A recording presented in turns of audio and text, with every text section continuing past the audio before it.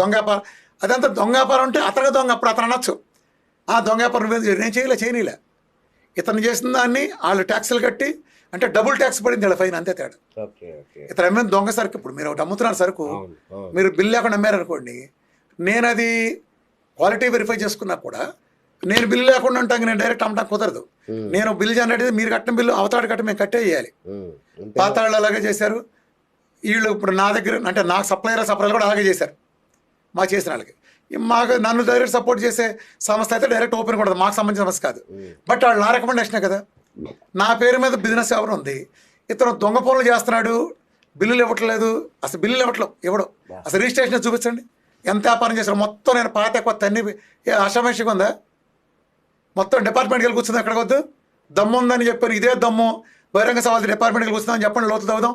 అలాగే మన Telegram group ఉంది, నేను బిల్లుతో ఇచ్చా, నేను బిల్లు ఉన్నది కొనమన్నా, నేను రికమెండ్ చేసి బిల్లులు ఉన్నాయి, నేను రికమెండ్ చేసి దాని మీద లేబుల్ ఉన్నాయి అని అతను టెలిగ్రామ్లో పోస్ట్ పెట్టి చెప్పానండి. మెంబర్లు కాండ్రించి చూస్తారు పక్కన. దొంగ బిల్లు కనీసం ఎవడన్నా అన్న నువ్వు ఇన్ని చూస్తున్నావు బిఎస్ఎన్, ఇన్ని చూసావు, బిల్లు లేకుండా ఎవడన్నా అమ్ముతాడు? అది జనాల ఆరోగ్యంతో వాడేట్లు, ఆరోగ్యంతో వాడేట్లు. అందులో మంచి ఉండొచ్చిన కాదన్నాం, లేబుల్ లేకుండా అమ్మకూడదు కదా. మన దగ్గర తీసుకున్న సప్లై చేసిన వాళ్ళు ఇతని దగ్గర డైరెక్ట్ తీసుకోవాలా, వాళ్ళు కొని ల్యాబ్ పంపి వెరిఫై చేసుకుని వాళ్ళు చేసినట్టు చేసుకున్నది వేరే విషయం. వాళ్ళు టెక్నికల్ అన్ని ఫాలో అయ్యే చేశారు, మళ్ళీ వాళ్ళేమే ఈడు దొంగని అందరూ చేయాల. అంతే బిల్స్ ఇవ్వడు.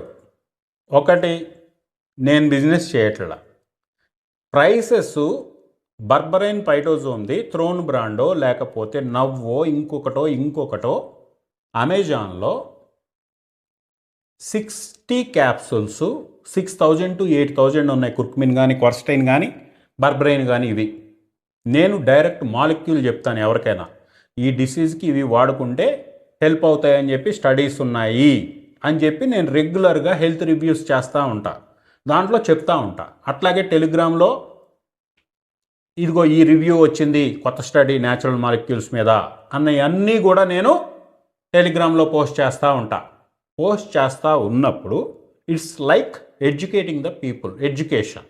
అటువంటి దాంట్లో సార్ ఇది మీరు చెప్తున్నారు మాలిక్యూల్స్ బాగానే ఉంది, కానీ ఇవి 6,000 10,000 ఉంటే అంతంత కాస్ట్ పెట్టి అమెరికా రేట్లలో కొనుక్కోవాలి అంటే మేము ఎఫర్ట్ చేయలేం సార్ అన్నప్పుడు, ఏదైతే అది ఫార్ములా ఒక సాల్వెంట్లో ఏవైతే కీ ఇంగ్రీడియంట్స్ ఉంటాయి, లైక్ బర్బరైన్ ఉంటుంది, దాన్ని ఒక సాల్వెంట్లో డైజెస్ట్ చేసి పైటోజోమ్స్ చేయాలి అంటే ఫాస్ఫోలిపిడ్స్ అని ఉంటాయి. ఆ ఫాస్ఫోలిపిడ్స్ని సాల్వెంట్లో రెండింటిని ఒక సాల్వెంట్లో డైజెస్ట్ చేసి వాటిని రెండింటిని కంబైన్ చేయాలి. ఆ కంబైన్డ్ సాల్వెంట్లో సేమ్ రెండు ఒకే దాంట్లో డైజెస్టబిలిటీ ఉన్న సాల్వెంట్లో డైజెస్ట్ చేస్తే అవి కలిసిపోయి ఎన్క్యాప్సులేట్ అవుతాయి. దాన్నే లైపోజోమ్స్ అని పైటోజోమ్స్ అని అంటూ ఉంటారు. అట్లా చేసేదానిని మా కుర్రవాళ్ళకి, ఎందుకంటే యాజ్ ఏ ప్రాసెస్ ఇంజనీర్గా I'm very well qualified to manufacture the drugs or nutraceuticals or food supplements or any chemical engineer. నేను నీలా గొట్టంగాని కాదు, ఫ్యాక్చర్ ఆల్ దీస్.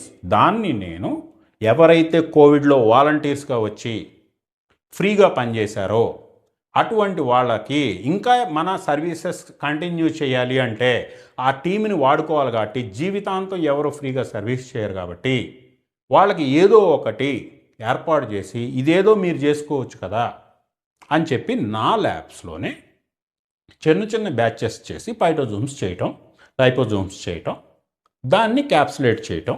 ఎందుకంటే మాది నీకులాగా కోట్ల దందా కాదు విఆర్కే సారు, నీకులాగా కోట్ల దందా కాదు. మాది సంవత్సరం మొత్తం కలిపితే 10 లక్షల లోపు దందా, 10 లక్షల లోపే.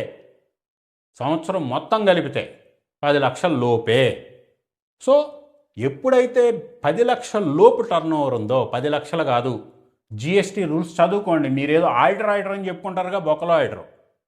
సిఏ ఎగ్జామ్ కూడా రాయలే ఆయన, కనీసం ఎంట్రన్స్ కూడా రాయలే. ఓకే, ఈయన బీకామ్.